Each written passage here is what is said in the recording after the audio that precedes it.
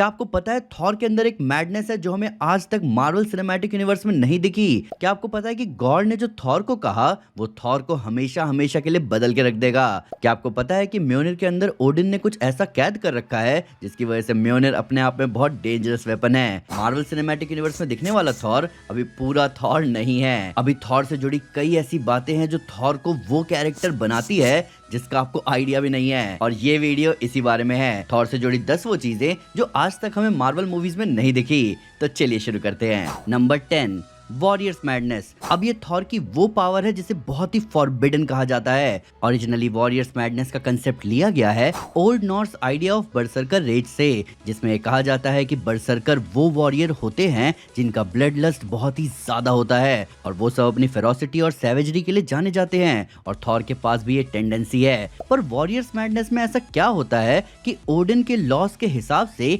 इसे एक malicious melody और एक अनपार्डनेबल सिन कहा जाता है, एक ऐसा पाप जिसकी कोई माफी नहीं है। तो जब थॉर वॉरियर्स मैडनेस में होता है तो कुछ चेंजेस होते हैं, जैसे कि इंक्रीज स्ट्रेंथ, स्टैमिना, इनवल्नरेबिलिटी। पर वो बात जो इसे अनपार्डनेबल बनाती है वो है वॉरियर्स मैडनेस के साथ आने वाला बर्सर्कर रेज और अनरीजनेबलनेस। यानी कि थॉर इस मोड में कंप्लीटली एक मॉन्स्टर बन चुका होता है। उसे कोई रैशनैलिटी समझ नहीं आएगी, उसे कोई लिमिट्स नहीं दिखेंगे, उसके पास कोई पैरामीटर नहीं होगा वायलेंस को जज करने का। वो बस एक रैम्पेज पर निकल पड़ेगा और फिर जो बर्बादी का सिलसिला शुरू होता है वो ना तो दुश्मनों को देखता है और ना ही दोस्तों को।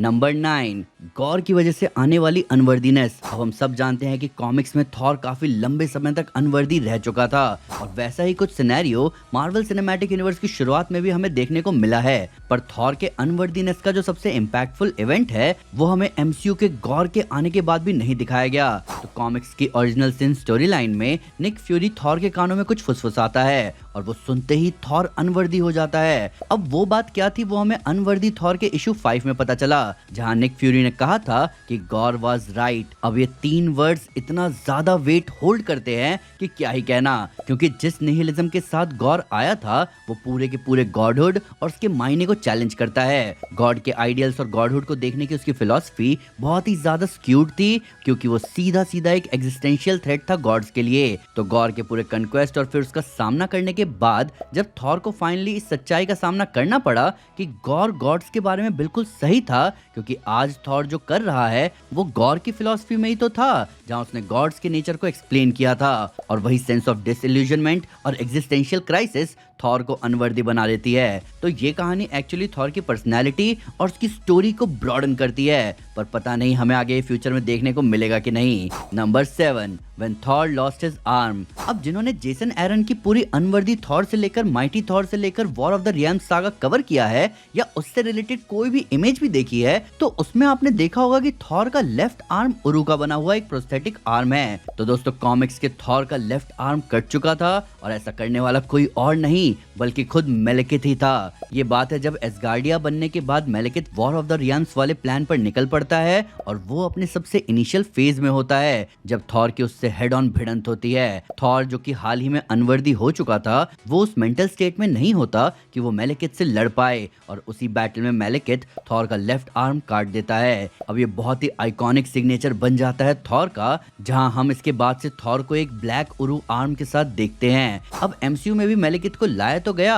पर वो कैरेक्टर बड़े ही हल्के से प्लॉट के बाद चला भी गया। तो हमें एक हाथ वाला आइकॉनिक थॉर शायद ही कभी देखने को मिलेगा एमसीयू में। Number 6, arrogance. अब जिसने भी आज तक कॉमिक्स में थॉर को पढ़ा है वो जानता है कि कॉमिक्स का थॉर एक्चुअली में कितना ज्यादा एरोगेंट और प्राइडफुल है। अब इस घमंड का थोड़ा सा हिस्सा हमने पहली थॉर मूवी में और एवेंजर्स मूवी में देखा था, जब कैप्टन अमेरिका थॉर को बस हैमर नीचे रखने को कहते हैं और वो बस इस बात पर भड़क जाता है कि एक इंसान की इतनी औकात कैसे है जो वो एक देवता को ऑर्डर दे दे। पर मेरा भरोसा करो दोस्तों, थॉर इससे भी कहीं ज्यादा एरोगेंट है। 2007 की थॉर वॉल्यूम 3 के इशू 3 में जब सिविल वॉर के बाद टोनी थॉर से मिलता है तो वो थॉर को बदल चुके सिनेरियो और रजिस्ट्रेशन एक्ट के बारे में बताता है। पर थॉर इस बात से गुस्सा था कि एक इंसान होते हुए टोनी की ये हिम्मत कैसे हुई कि उसने थॉर के जेनेटिक कोड से एक क्लोन बनाया था और बस इसलिए थॉर टोनी को मैन हैंडल करता है और कहता है कि मैं एक गॉड ऑफ थंडर हूँ और तुम महज एक इंसान हो, और जाके कह देना अपनी गवर्नमेंट से जिन्हें लगता है उनके पास पावर है, वो चाहे तो आ जाए मुझसे लड़ने,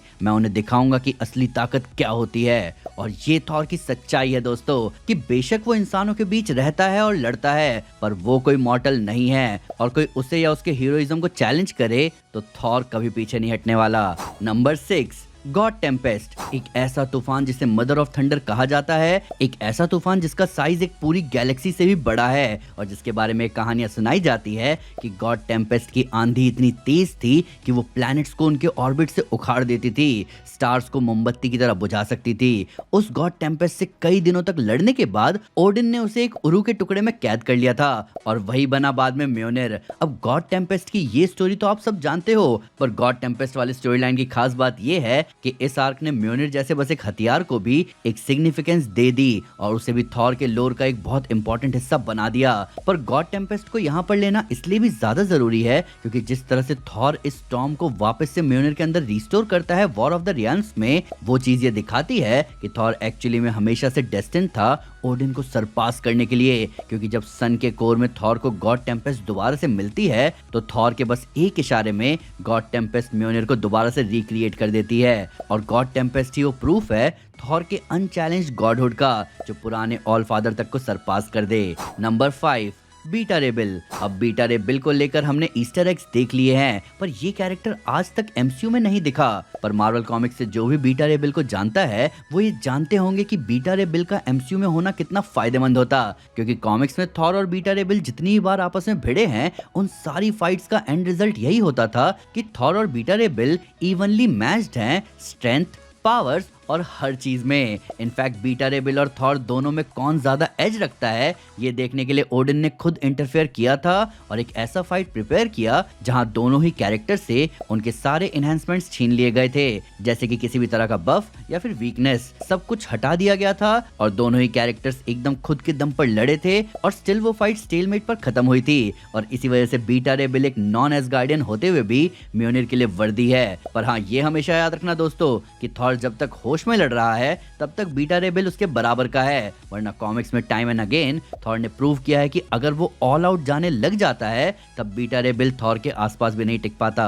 नंबर 4, रियोन किंग थॉर। अब इस फॉर्म का तो क्या ही कहना, पूरे नॉन मार्वल मल्टीवर्स में आज तक थॉर के जितने भी फॉर्म्स हमें देखने को मिले हैं, रियोन किंग थॉर उन सभी में हमेशा one of the most over powered form में से एक है। ये थॉर का वो फॉर्म है जिसके पास सारे एंशिएंट रियून्स की पावर्स है, उसके पास ओडिन फोर्स है और इनफाइनाइट विजडम भी है। रियोन किंग थॉर इतना ज्यादा पावरफुल है कि उसने बस अपने एक थॉट से मैनगॉग की एग्जिस्टेंस को ही इरेज कर दिया था। लोकी का सर काट देने के बाद उसे जिंदा रखे हुए था, वेलहाला तक का डायमेंशनल बैरियर एक बार में तोड़ दिया था और god's hood sit above the shadow को एक ब्लो में मार डाला था और पूरा का पूरा रैग्नारॉक साइकिल हमेशा के लिए खत्म कर दिया था। और जब इतने तक में ऑरा फार्मिंग कम नहीं हुई तो फिर थॉर खुद को एटर्निटी के साथ मर्ज कर देता है। तो बेसिकली थॉर अपने रियोन किंग फॉर्म में ओमनीपोटेंस, ओमनीसियंस रखता है और जब उसने खुद को एटर्निटी से मर्ज कर लिया तो फाइनली वो ओमनीप्रेजेंटिव बन गया। Number 3, cosmic side. अब ये काफी कम लोग जानते होंगे, पर क्या आपको पता है मार्वल के लिए थॉर ही वो कैरेक्टर था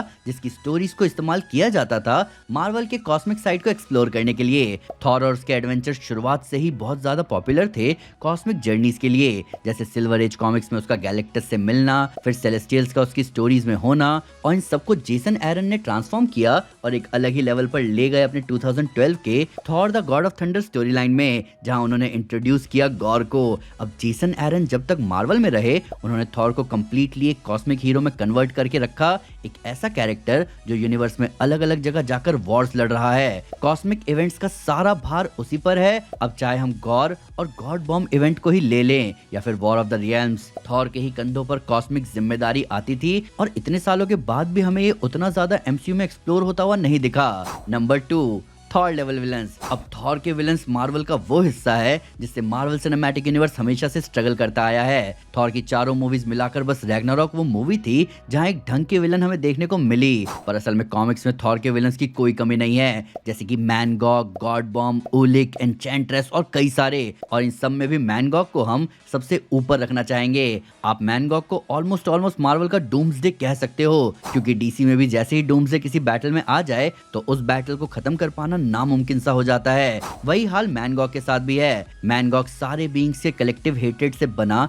एक ऐसा फोर्स ऑफ डिस्ट्रक्शन है जिससे लड़ पाना बहुत ही ज्यादा मुश्किल है। और ये मैं हवा में नहीं कह रहा, क्योंकि अगर कोई भी मैनगॉग से लड़ता है तो वो उससे जितना ज्यादा नफरत और जोर लगाकर लड़ेगा, मैनगॉग उतना ही ज्यादा पावरफुल होता चला जाएगा। तो मैनगॉग के साथ फाइट जितनी भी लंबी होगी, मैनगॉग के जीतने के चांसेस बढ़ते चले जाएंगे। और यही रीजन है कि मैनगॉग एसगार्ड के one of the most formidable enemies में से एक है और एक आइकॉनिक थॉर विलन भी। ऊपर से गॉड बॉम्ब तो आप जानते ही होंगे, जो कि गॉड ने बनाया था पूरे मल्टीवर्स से एक एक गॉड को एक ही बार में खत्म कर देने के लिए। तो इस तरह के विलन्स हमें मार्वल सिनेमैटिक यूनिवर्स में कभी देखने को मिले तो मजा ही आ जाएगा।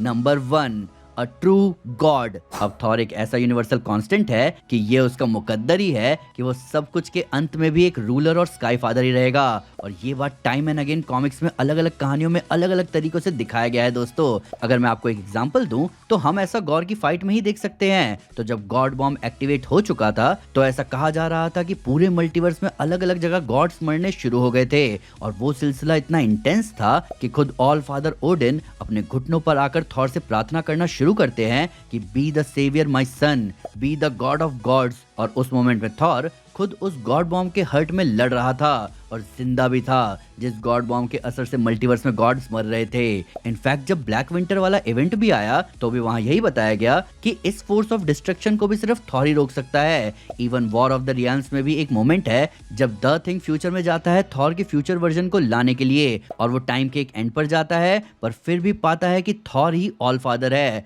तो इवन दो मार्वल में कई सारे गॉड्स हैं और स्काई फादर्स हैं, पर उन सभी में थॉर एक ट्रू गॉड है, एक ऐसा गॉड जो इस पूरे यूनिवर्स के अल्टीमेट सेवियर के तौर पर पैदा ही हुआ था, जिसकी डेस्टिनी है पूरे क्रिएशन को बचाए रखना। इसलिए हीरोइज्म में भी आप थॉर को ही एपिटम मान सकते हो। तो ये थी वो 10 बातें जो हमें मार्वल सिनेमैटिक यूनिवर्स के थॉर में दिख गई तो माहौल ही कुछ और होगा। मैं हैरान हूं कि हमें आज तक थॉर का बरसरकर रेज क्यों नहीं दिखा। हालांकि हमें उसकी झलक जरूर दिखी थी इन्फिनिटी वॉर में, पर आप मुझे बताओ कि आप इनमें से कौन सा थॉर का नेचर मूवीज में देखना चाहते हो, या आपके हिसाब से हमें आने वाले किस प्रोजेक्ट में थॉर के ये नेचर देखने को मिल सकते हैं। आइए कमेंट्स में इनके बारे में बात करें। टॉप 10 अच्छा लगा हो तो लाइक जरूर करें और चैनल को सब्सक्राइब करना ना भूलें। साथ ही साथ एक स्टेप आगे आकर अपने फेवरेट चैनल को सपोर्ट करें मेंबरशिप लेकर। Thank you guys, this is Aman Sinha and you are super super. Piece.